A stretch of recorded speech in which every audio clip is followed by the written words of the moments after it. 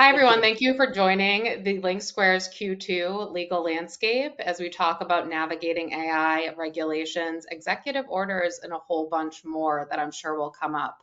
Clearly, a very prescient session that we're having as there is so much going on as it relates to recent executive orders, emerging AI technology, and the evolving data privacy regulations, and how that's all affecting your legal team and how you should think about the ways that you're working and how you're operating today.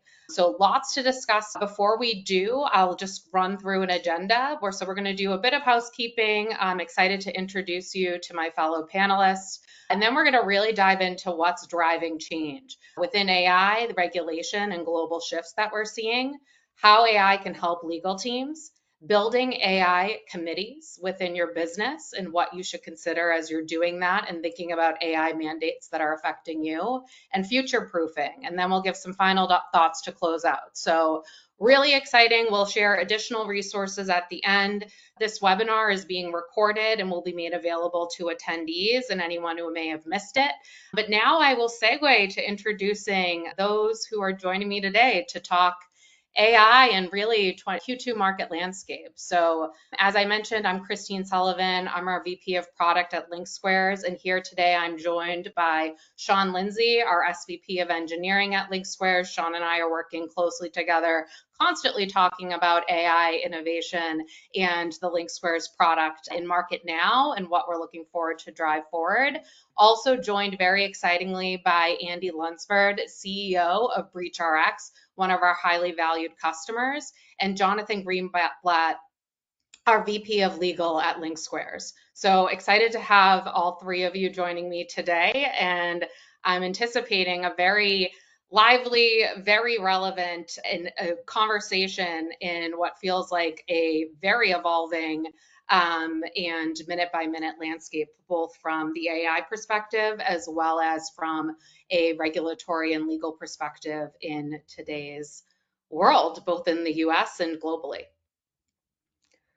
We're going to kick right into it. So we're going to start with the conversation with what's driving change and really think about these global shifts that are occurring within AI and within broader regulation. So busy time, I think, as each of you weighs in, would love to hear your perspective, and maybe to start with Andy and Jonathan, from your perspective from a legal standpoint, what executive orders or policy shifts do you think are most relevant for business leaders to focus on right now, and even getting your perspective of what you're seeing right now and what's top of mind for you and what you're talking about with your peers or with other stakeholders in your business? Jonathan, do you want to start? I think right now, the focus that's on everyone's mind is about the new tariff laws. That's obviously going to change pricing for how businesses operate. And I figured real quick, it'd be good to give a little bit background for those who haven't really been following it. The Trump administration over the last few weeks has issued a number of executive orders on a host of tariffs on many different countries. I would just note these tariffs are related to physical goods. Last week, we actually had a customer who asked us whether our software was going to be subject to a tariff. And so we did have to clarify with them that it's not, but something to keep in mind. Of course, last week, the Trump administration put a pause on most of the tariffs for 90 days. Excluded from that pause was a tariff on Chinese imports. And those are, I believe, at 125%. And separately, there are some exemptions that have recently come out regarding semiconductors, electronics, and pharmaceuticals, though looking at many of those are probably going to be subject to tariffs in the near future. Annie, anything else you'd want to add to that?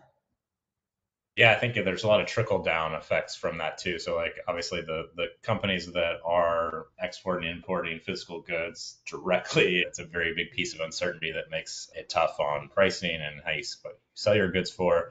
But there we do see we've noticed it in a few places where depending on the country that a company's in, they may have different views of all American products. As an example, like we've been talking with some Canadian customers, and whenever the initial Canadian tariffs went in place, there was like a whole move, I guess, across the country to, as an example, take all American liquor off the shelves in kind of an overnight move. And, it also just brings up questions as like, okay, what are they going to do with American companies in general, if that's one aspect of it.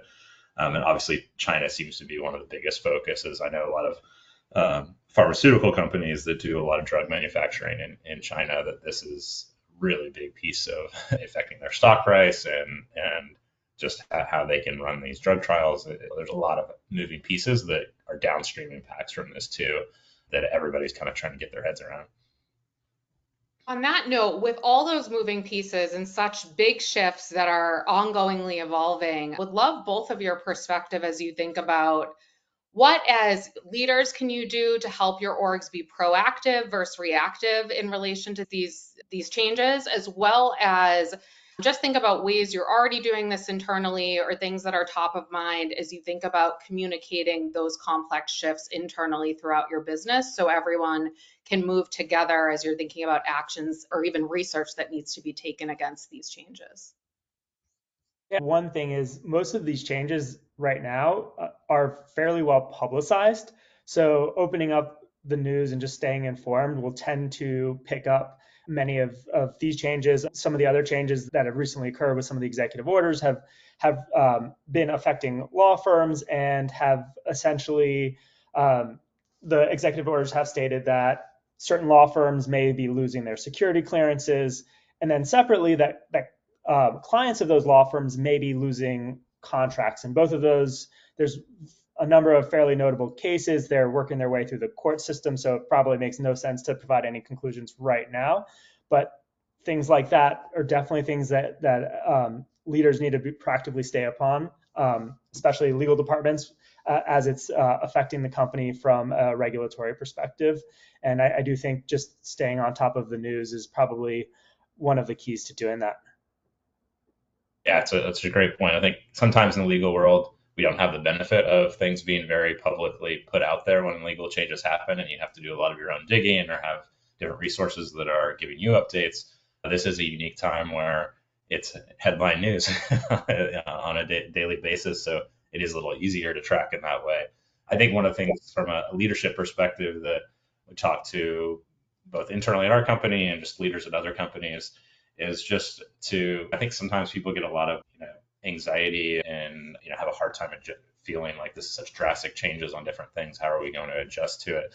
I think zooming out as much as you can to talk about this as like a point in time, and that a lot of these things can be cyclical in nature, and that although we may see a lot of up and down in the next 6 months, that it's very likely to start to even out. And I think generally when you have administration change, the first 100 days is like this big thing of like scrutinized time where a lot of changes are expected to happen, and then there becomes kind of a status quo, and then also just like a general change where you have a new administration 4 years from now. And so I think that zooming out and kind of looking at the broader legal trends that we've already been seeing over the last 5-10 years, it's a little easier to think about that in a continuum, I think, sometimes than maybe just with this immediate impact of a very specific thing that's happening right now.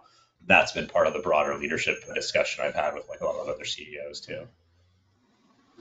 Makes so much sense. I think that Sean and I can speak to from the perspective of a question of like, how are these regulations influencing tech strategy? I think we're all talking about the touch points that with the information that we know, with looking at exactly as you said, cyclical related patterns and ways that we will see some evolution of points and change, how we across the business, working with legal, working with our CEO, working with our senior leadership team, executive leadership teams, and really accounting for where technology can help meet from, we're going to talk about AI committees in a bit, but the way different constituents across the business can come together and, as Jonathan said, reflect on information that's been put out there so that we can proactively make plans and stay in direct alignment with news coming out, can help us look to, from a tech perspective, how our tech can help solve for some of these internal or external operational pain points.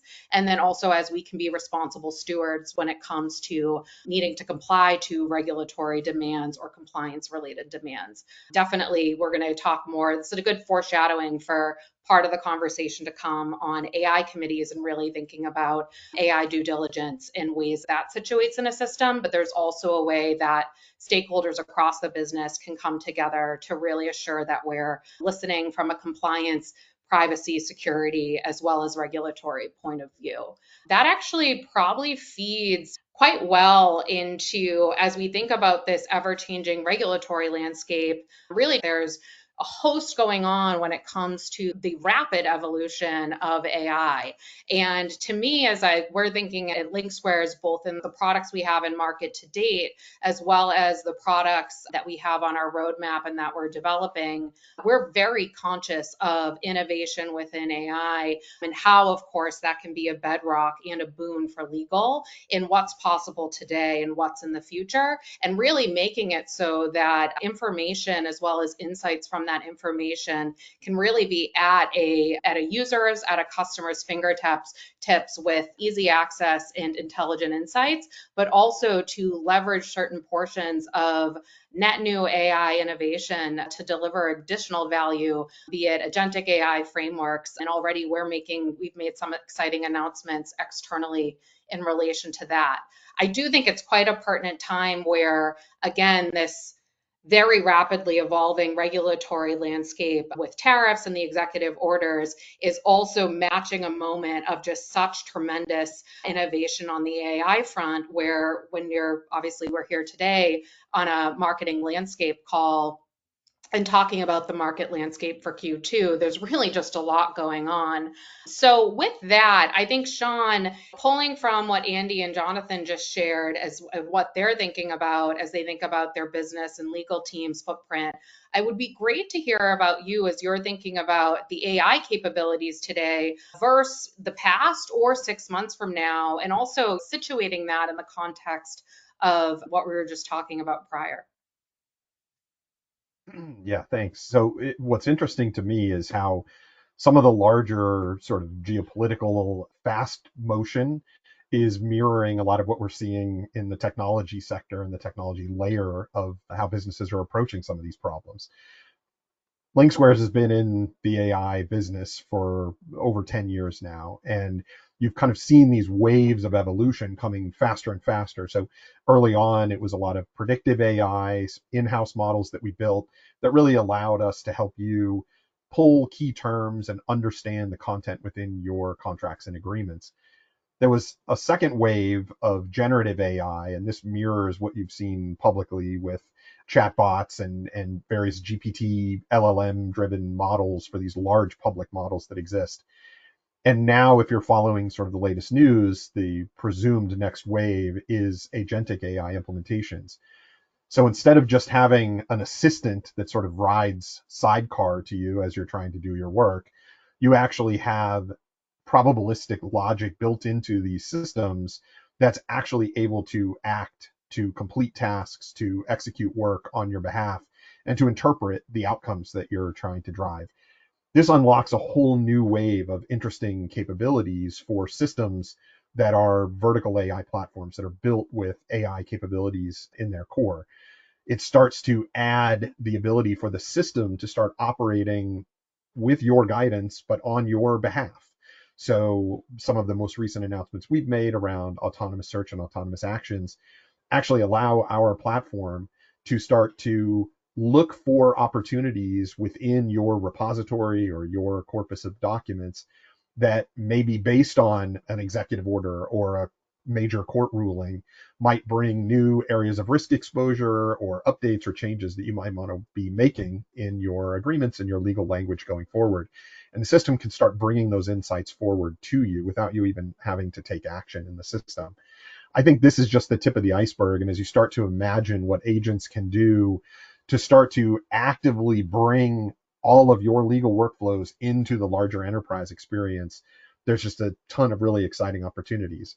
In terms of how to think about that in the near term versus 6, 12 months out, The biggest thing that I'm watching and I'm operating in an environment of today is that change is coming very, very rapidly. And so you want to make sure that you are, one, staying out ahead of change, just being open to experiment, to try new tools, to get exposure to new technologies and how they might be beneficial to you, but also recognizing that the pace of change is coming very quickly, which means some of these solutions are going to be incomplete. They're not going to solve all of your problems, and you need to continue to sort of hunt for those things that really unlock new capabilities or new functionality for you. Realistically, what we're talking about 12 months from now will be significantly evolved even from probably what we're sitting here talking about today. But the joy of all of this from where I sit as a technologist is just how many new and interesting things we can do to help you all do your best work than we could have done 12 months ago. So the velocity is incredibly exciting. And for folks that are considering adopting additional technologies to help them solve these problems, it's really imperative that you look for vendors and partners who want to bring you along for that journey, who are hungry to keep sort of finding the latest opportunities and innovations and helping you put those into use to do your work more effectively. Awesome. On that note, it would be amazing, Jonathan and Andy, to hear your thoughts as you think again about this boon in AI innovation and really realizing the innovation and being able to leverage it versus just think about it or talk about it. What is important for you as you're assessing the ways to use the AI, practical use cases where you are getting value from it, and even as you're thinking about, I know for me, as we're thinking about our AI powered post signature repository, there's especially ways as businesses are needing to reference their documents in short order and find information as well as receive intelligence or proactive insights to them. Obviously, in a time where there's a lot coming out in terms of executive orders, tariffs, obviously, where the contract repository as an intelligence system and a source of truth is really critical in a way that we're helping businesses in terms of your own internal due diligence.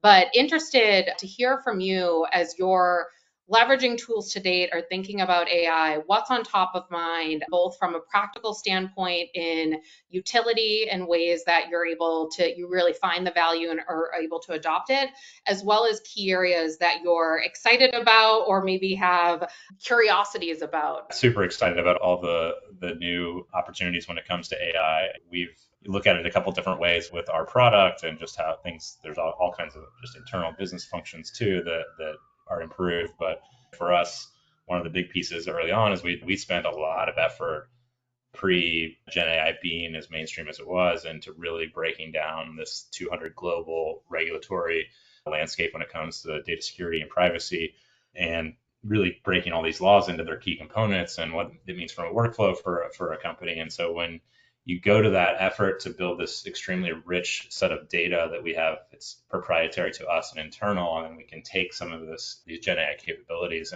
and focus it in on our data set. It's just amazing how quickly you can help people get to answers on things faster and how much more efficient you can make them. And I think having the ability to really query data and get a really coherent, very smart, sharp, to the point answer, it's just a massive time savings. I think about when back in my law school days, it was always so frustrating to me. It's like part of law school was like, you got to memorize so much stuff. And like part of it you get tested on at the end of the semester was like, okay, what kitchen sink of things can you memorize to put into the same with the bar exam? And it always struck me as that's not how you're actually going to practice law. You're going to go look things up and you're going to like sort through it. And I think you apply Gen AI to a lot of these legal use cases, you let a lawyer spend more time thinking about solving the hard issue and less time with like going to grab all the pieces of information you need to make your decisions. And so I think it's really empowering so lawyers can spend more of their time on the hard stuff that you've really been trained your legal risk assessment brain to focus on, and not as much on some of the monotonous pieces that's just about gathering all the pieces of information and data you need from other places. It just gets you right to that decision point a lot faster. And so that's the one way we think about applying it in our product in general. But with our Rex AI product, that's a big piece of it. It's the regulatory piece, but you can also do that across many other aspects of the legal processes and workflow that's part of incident management for us. But then just internally, I think there's all kinds of opportunities. Any aspect of your business that is, really intensive on going to grab a bunch of data and trying to decipher it, the more you can point AI at it, whether that's agentic or not, that can really just be a massive efficiency driver for the business. And I just think it's super exciting that I feel like we can spend more of our time on doing the things we want to do and less on some of the monotonous things when you can apply it. Yeah, you're obviously very mindful of the market from a technology standpoint, as well as from a regulatory and beyond standpoint, and interested in your day-to-day, the application of AI. How are you using it? What are key use cases you'd want to call out, as well as anything else of note as it relates to really thinking about AI and its practice within your team? Yeah, absolutely. And I would say companies more and more are starting to mandate the use of AI. And I understand why. You've been doing something a certain way for a long time. It's hard to break that habit. And you start thinking to yourself, why do I need to change? And there's been real top down pressure put on by certain CEOs. I think a high profile one, a Shopify CEO, had a manifesto saying, AI needs to be used throughout our business. And I think for legal departments in particular, it's pretty intuitive for us. I mean, as Sean said, LinkSquares has been in business for 10 years doing AI. Lawyers were actually, interestingly, some of the first folks to adopt AI technologies because it is so fundamental to what we do. We analyze information and we draft things, and that's what AI is really good at doing. And so building it out for enterprise level, for contracts, is not as easy as just using ChatGPT and slapping that on top of your thousands of contracts. But what we've been building is pretty incredible to be able to use those capabilities and to search for information quickly, to not have information be predefined by a set of training data, but LLMs have really blown out what the capabilities of AI are, and you don't need to prefix everything. You can now use AI. It's much more flexible to solve whatever problem it is you have, particularly when it's around analyzing information or drafting new language. So I've seen my team quickly and easily adopt these new technologies because it just makes so much sense and speeds up our process of analyzing information and drafting information. Awesome. Are there any key areas of note that where you've seen as legal teams are thinking about making AI work for them? Anything to watch out for, or places where you've been of interest as broader legal figures out how to your point, there are mandates around using AI, but how to incorporate AI and considerations that you would flag in terms of as businesses really think about setting up these business mandates. Anything top of mind there? Yeah, I think it's probably pretty typical with technology. Sean and Andy, you guys can jump in. Part of it is just understanding what you're trying to solve for. You can't just throw AI at any solution or to have essentially a solution where there's no problem. You need to understand what benefits you're going to achieve and understand how the AI is actually going to help you achieve those benefits. Like anything, it's not a complete panacea. It doesn't do everything, and so you need to understand what value it can provide and evaluate your technology stack based on that. And I think the other key consideration is one of the things that I've really noticed is AI is a little bit more, I would call it intrusive in some senses than traditional search. In traditional search, you're typically using some keywords. You're not necessarily putting your entire problem statement and verbalizing that in the search experience, but now you are. And I think one interesting thing that I did was the other day I asked ChatGPT, which I've been using personally, to describe me, and I think it probably described me 1,000 times better than any other search tools I've ever used, and it was honestly a little bit scary. So it's something to think about because our searches now are becoming much more sensitive. And the other thing to think about is as folks start moving to these public tools, you have to start thinking about not just the privacy implications, certainly that's important, but also the security. If that public tool gets hacked, now all of your fairly sensitive searches are online. Yeah, 100%. Yeah, I think we've talked a lot about in the past privacy incidents and security incidents. AI incidents is the next thing, and being prepared to respond to AI incidents is something I talk to a lot of customers about as well. I think related to this point that's been kind of interesting for me just in the last, call it 3 to 4 months, more and more, it's when we're onboarding a new customer, going through the procurement process, there's always been these big security questionnaires, privacy questionnaires. Now we've got a significant AI portion to those questionnaires where there's a desire to know every way that our products using AI, our companies using AI, are we doing X, Y, and Z certain use cases? Are we training on our own data, on their data?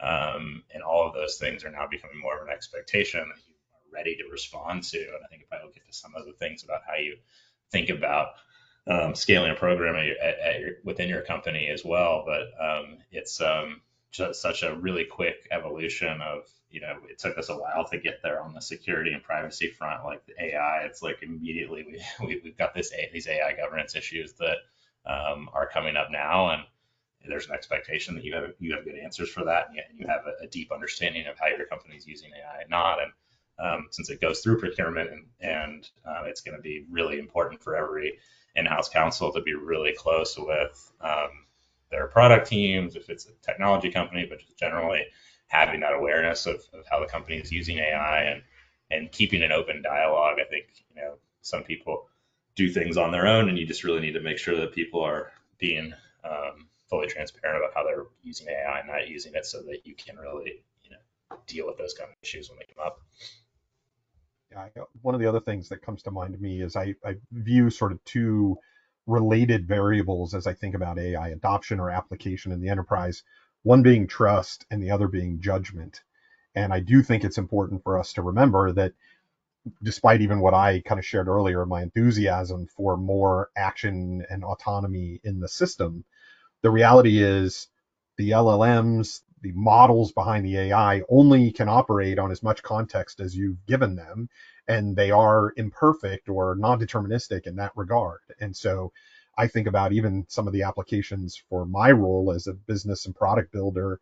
We use tools to help us ideate, generate documentation. I have a large team of engineers, which in some ways there's a lot of symmetry between what lawyers do in drafting contracts and writing clauses and reviewing language. And they always are applying judgment to whatever they're putting in there. And I have the same kind of opportunity with engineers who are making choices every day about how they implement something. Generative AI is a boon because it allows us to much more rapidly get to a working model, but it doesn't alleviate the need for judgment and interpretation of someone who has the best context of how to solve that problem.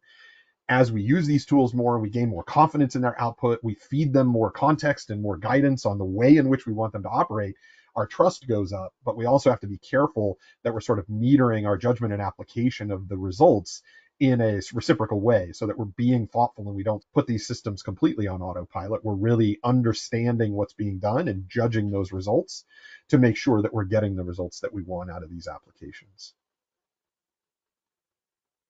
Absolutely. On all those notes, I was at two events over the past week. One, which was just a private sector networking event, and then a conference that was a mix of public policy and private sector. And really, without even explicit panels, and some of this was just through networking, the degree to which AI, privacy, data transparency, and an understanding, a more broader education and understanding of AI truly came into the conversations very organically, never mind if there was any specific spotlight on them in these events. And it really just shows the way that these points of consideration and the way that we need to work collaboratively within organizations is very critical as we knowledge share and as we work together on ways to take advantage of these net new opportunities that are being provided to us from this innovation, as well as be stewards of the business and ensure that we have the right set of sort of measures in play to make sure that we're leveraging this technology in the way that we see fit and the way that we want to be leveraging it to the advantage of the business and other stakeholders that are represented in our business, be it our customer base, boards, investors, et cetera. So highly relevant, all of your thoughts. I know that as we think about even just some more non-technical stakeholders, and maybe Sean, this is a good question for you, and I think some of it's already been answered, but as people that are working with engineering or working with more technical parts of the business are really trying to wrap their minds and heads and business problems around AI, any point of view on what those stakeholders should think about in terms of when they're adopting, or how to adopt carefully with the right guardrails in mind? Yeah, I mean, I feel very fortunate whenever we discuss the relationships between engineering and legal. Jonathan and I get to work very closely together, and it's exciting to see how technology can be applied to help him and our legal team solve problems. And obviously, that mirrors what we aspire that we're delivering for our customers. But I think there are a few things. First, you want to make sure that you're, as an organization, I would say the table stakes is a level of fluency with what's going on in the space, understanding basic AI terms, understanding the general concepts. You definitely don't need to be an expert. In some ways, I'm not even remotely the most expert on AI technology in our own organization, but you need to have a certain fluency so that you can be a part of the conversation and really explore what's possible. That includes everything like what I alluded to before about understanding how this has evolved over the last, well, 20, 30 years, but really the last maybe 5 years is probably the most relevant window for folks. Not being afraid to jump in and experiment with new tools to gain some understanding. You can educate yourself pretty quickly with a few hours of YouTube searching. There's a lot of great content, a lot of good thinkers out there sharing basic concepts and fundamentals. But I also think it's important that you have a real sense of partnership.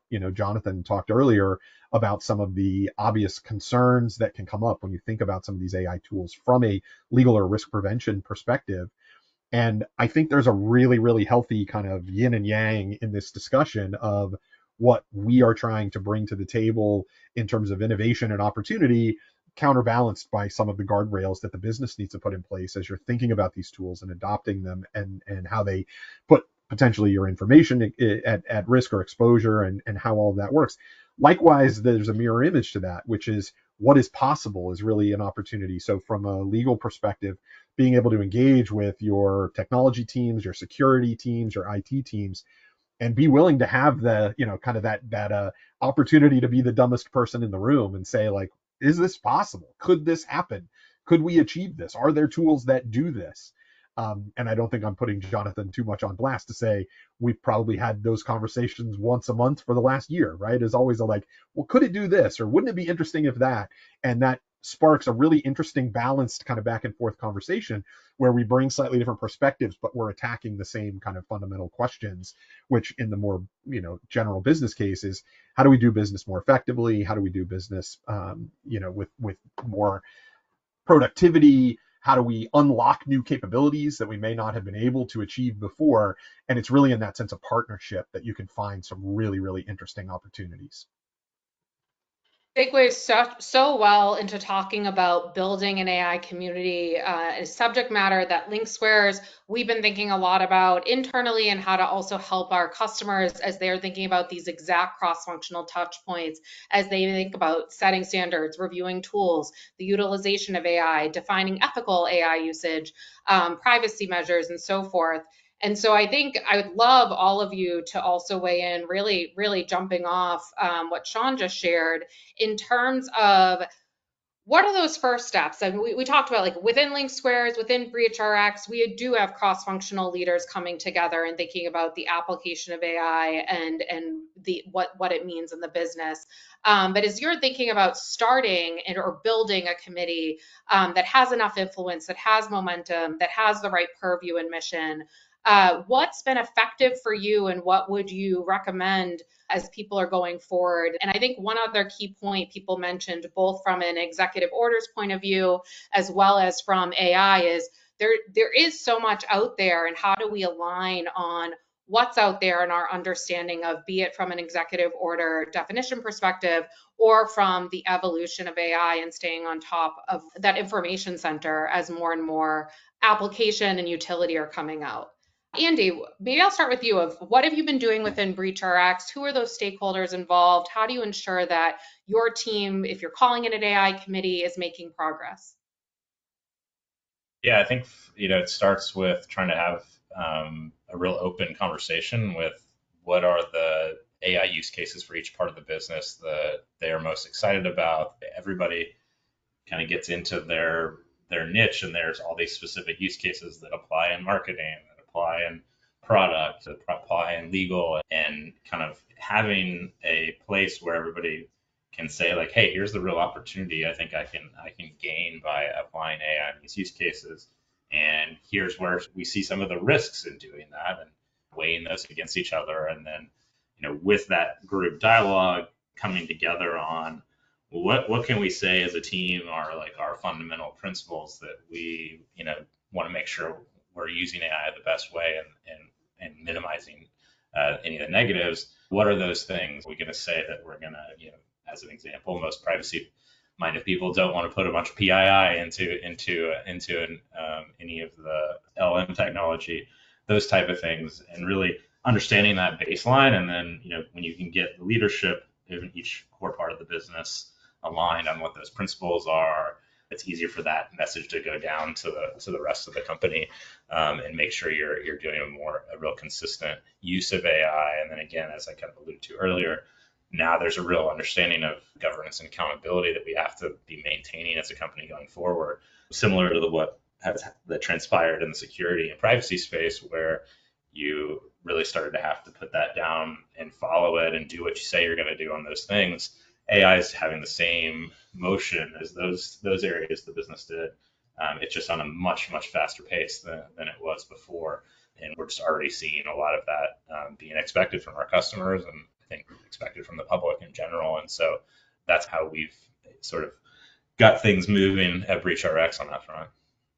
Yeah, when I think about the CEO mandate that I talked about and what Andy talked about, all of a sudden, then as the legal department, there's the excitement of being able to use these tools, but there's now this sort of countervailing duty to make sure that you're protecting the company. And so a couple areas that we found working with this cross-functional team is first to understand, like Andy said, like what are the use cases and kind of what can fall into what I call general purpose AI, where you can have a tool like a ChatGPT, like a Claude, like a Gemini, and that's going to be, and you're going to understand the use cases that are going to go into that, and they're more generalized versus more vertical products, like a tool that analyzes contracts, like link squares, like a coding tool to be able to generate code. And I sort of put those in kind of two different buckets. But I think it's good to start with as an organization to talk about that, because oftentimes it's just getting a lay of the land as to what is being used within your organization is really important. And then also, what are people using outside of the approved tools? Because inevitably people will be using ChatGPT or some of these other tools in their sort of personal capacity. Not every tool necessarily has gone through an approval process, nor has Google. And I think, as I've grown up in my career, no IT team ever had to approve Google use for us. And I think a lot of folks are thinking about using some of these AI tools in the same fashion. So I think it's really sort of breaking it down into those sort of kind of what I call three buckets of the sort of that publicly used AI like ChatGPT, the potentially more generalized AI, which would be more of an enterprise product that's purchased that might still be a ChatGPT or Claude, and then your more vertical products. I say next is really form a good partnership with the IT team. Andy, I'm sure you've seen this, with BreachRx, is how legal and IT just continue to become closer and closer, and to really play off of each other. Oftentimes, things need to go through both the legal and IT approval process, because there's two important lenses that need to be viewed. So I think working really with the IT department, who can also give you potentially insights into what tools are being used that folks at a higher level of the organization who are maybe having this discussion at a more senior level, they might not have the visibility into what folks lower in the organization or across the organization are doing. So I think having that strong IT partnership, and what we found with our IT team as well is that they're also they also understand AI, and I think it's really important to have folks in your organization that have very strong knowledge of AI because they can really help and consult other parts of the business as to where it could be effective. So finding out who those resources are and then bringing that into the conversation with the other group of individuals who are talking about their AI use cases. Yeah, totally agree. I think the more that partnership and the tighter you can get those two groups together to be both, and I think also like expressing across the business that the mindset isn't about shutting things down or like, hey, we're going to eliminate your ability to do these things. It's more like we want to empower you to get the most out of these tools.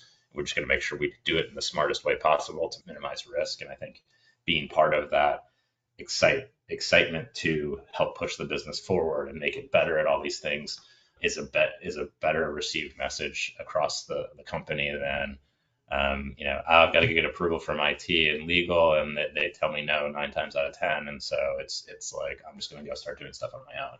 That's where you get shadow IT, shadow X, Y, and Z is not the direction you want to go.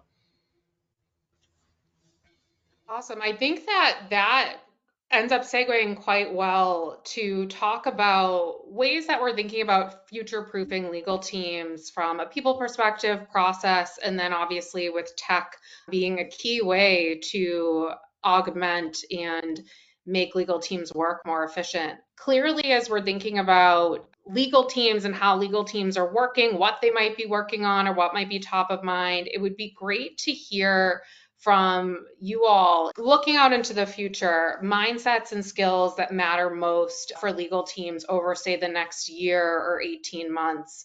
And I think also just getting a perspective too on how to balance risk mitigation with innovation or with change and uncertainty would be great to hear from you both on. And Sean as well, if once we hear from Andy and Jonathan. I think the mindset that's going to be the most powerful is a mindset of openness to learn new things. And I say this not just in quote unquote learning AI and understanding its capabilities, but also AI is also a much better teacher and resource to learn new things from it than previous types of technology like search in the past. Search brought you to resources, but the ability to query and get very specific responses to very specific questions can really help you learn and understand faster. And I think it's a step function more than traditional search and resources. So I think from me, what I'm looking for is folks who are willing to use AI to not just leverage it for efficiency, but also to learn new things, whether that's a new skill, whether that's increasing their knowledge of technology. What I found is that AI is also very good at teaching basic coding. There's deterministic logic, which is where A plus B always equals C. And AI is not yet there perfect in deterministic logic, but AI can actually show you some tools that can get you to where you need to be. So for take example like a calculator, and you need to do a calculation and have a workflow that creates a calculation at the end of it. Well, now you can use AI to help embed a calculator or a specific script that will allow you to make sure you get the same outcome every time. I've done it personally with my own financial expenses, and I found how powerful it is to be able to use AI to teach those things. That's awesome. Yeah, I would echo a version of what you're saying there, Jonathan, that for us, just as we've been a fast growing startup and bringing new people onto our team, like one of the things we interview for is like, are you a lifelong learner? Are you somebody that is just really insatiable when it comes to wanting to learn new things? Because the pace of change in a business like ours is like it's very different what the company needs to be doing this month versus what it's going to be doing 3 months from now. And you're going to get new challenges. You're going to always be on your edge of learning more. And I think AI is really a facilitator in helping people get that even faster and being very curious about not only what the technology can do, but also how it can teach you, as you said, Jonathan. And I think that the faster we can learn, the more we can learn, the more we can do with less. And I don't think I'm one of those people that has the worry of like, oh, AI is replacing all the people. But it's really, I think it just makes all the people you have more superpower. And I think that's the message that we really, tell our entire team. And that's how we think about embracing it. Absolutely. That's core to Link Square's product mission as well. Any thoughts you have, Sean, as we think about mindset, as you think about that collaboration touch point with legal or compliance and the role of mindset and skills that are going to matter most as we go into the next 12 to 18 months from a technologist point of view? I think Andy and Jonathan did a good job summarizing some of the key elements. I love this sort of learning. One word that wasn't used, though I think the spirit is very aligned with what they shared, is these days, one of the things that I would value the most is curiosity, right? A real desire to ask what's possible, to be willing to try new things, to try new tools, to try new technologies. You marry that, as it says here, with a bit of flexibility and a willingness to, I think, as the guys were saying, evolve your work style, change your workflow in response to what these tools and technologies are making possible for you. And I think that's a huge part of why everyone is so effervescent about the rapid pace of change, which under other circumstances might be terrifying. But here, if you approach it with a bit of curiosity and flexibility, you start to realize that it actually can be tremendously additive to your work experience. Awesome. I think now's a perfect time to transition over into some final thoughts. I was also taking some quick notes as we were talking on some themes around really doing the most with the information that's at hand in public, staying open, staying curious, collaborating as a team, working together as a team cross-functionally within a business to ingest this information, make sense of it, and rationalize business goals and objectives against net new information, be it in technology or be it in other external drivers of change. We talked about so much. We talked about how to think about staying on top of the newest laws and regulatory trends, the review of the new executive orders, talking about process, talking about technology within your process. But I think that, it would be great to highlight. I know, Jonathan, prior to us having the session, there were a couple key noteworthy current moments and current cases that were on top of mind for you that really showcase how and why staying up to date is so important. And then I'd love to hear your thoughts on any other new and noteworthy laws or regulations outside of the executive orders that, again, showcase this need to stay on top of what's going on in the current landscape and why calls like this, like a market landscape call, are so critical. Yeah, no, I think one of the interesting things is over time, there's going to be more regulation related to AI, in part just because the technology can do so much. And so as you're starting to see the vast improvements over the last year or two around the ability to create images and video and audio and have that replicate human images, you're now starting to see the deep fake technology and other technologies that allow folks to essentially create whatever image they want and use real life people and photos to generate those images. You're starting to see more and more laws addressing those issues. So right now, there's at least 20 states have laws around deepfakes. New Jersey actually just passed a law that was signed into effect, though I'll need to double check the effective date on it.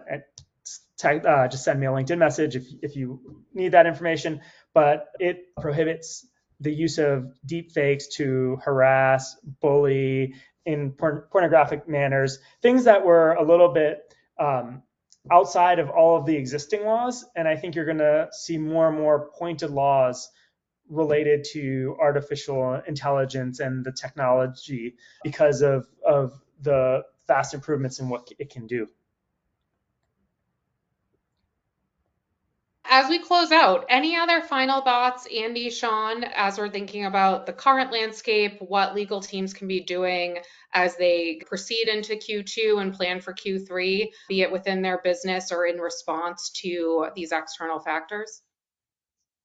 Yeah, maybe I'll jump in and just say I think I'm always a fan of like just zooming out a little bit on the bigger picture and like where things are going. And I think we're seeing the earliest days of some of this, the AI regulation, as Jonathan mentioned. There's all these use cases coming in. We're like, okay, here's all the ways that AI can be abused to take advantage of people and do things that we think are reprehensible. And so there's going to be this proliferation of more of those kind of regulations. And I think I've spent most of my days thinking about security incidents and privacy incidents and AI incidents. And I think in a similar fashion, there's all these new ways for people to social engineer, to take advantage of people. It's getting really hard to distinguish what's real versus what's fake. I mean, I'm like just the cold bound emailing that I get into my inbox now these days. It's amazing how much more tailored it is to me and my business and all the things versus before. It'd be very obvious. Okay, so somebody's just put me on some mass list and it's out there, and that's just email. And now there's pictures and video and all the ways that you can make something feel really real. And so I think just being mindful of like, okay, what does that mean? What are those consequences? And I think from a lawyer, regulatory wise, like just like we saw this proliferation of 200 plus global data security oriented regs and privacy regs, the AI proliferation of regulation, I think, is going to be at least that pace, if not faster, because there's just so much happening so fast. And so these landscape like updates, there's going to be significant things quarter to quarter or year to year. We were at a pace of probably a dozen to 20 privacy regs a year. I mean, what does this mean now that you've got AI thrown in there too? So yeah, that's what I would say is just, it's really important to stay up on top of this. And how you do that is people that live and breathe it, that want to provide that knowledge transfer to you, is a great place to get that. John, any final thoughts? I think that it's been well stated already. I think we are living in a very dynamic period, particularly from where I sit on the technology front. And I'm just super excited about what the future could hold here. And I imagine that anyone that's taking the time to join us here for this event today is embodying that curiosity that I talked about. And it's going to be a fun road ahead. Awesome. I am so appreciative of all of your time today, Andy, Jonathan, and Sean. We did have a question that touches a little bit on this, exactly what we were talking about, but how can businesses adapt to AI advancements and shifting privacy laws while staying aligned with their strategic goals? Before I head that back to you, and I think it's like, how do you balance all the different things? I think it's a call to action for dynamicism in that with the introduction of additional we will simply need to make capacity to have our existing business goals and then also make time to be proactively meeting the needs of net new regulation. But would be interested to hear in your response in relation to that question. Yeah, I'll jump in real quick. Not to be self-serving, but I think that having tools that can help you see all of this at once and can hold all that information at once. It's so sensory overload for all of us, all the things we're trying to keep up with at once. Really leveraging smart AI tools that can help you quickly get to answers when you need to get them, that are kept up to date all the time. That's a big focus for us with our Rex AI, and I think tools like you guys have built at LinkSquares, I think really help you get the most of needing to stay on top of so many things at once. Yeah, I might just add, come up with a system, and ideally tools will make your life a lot easier.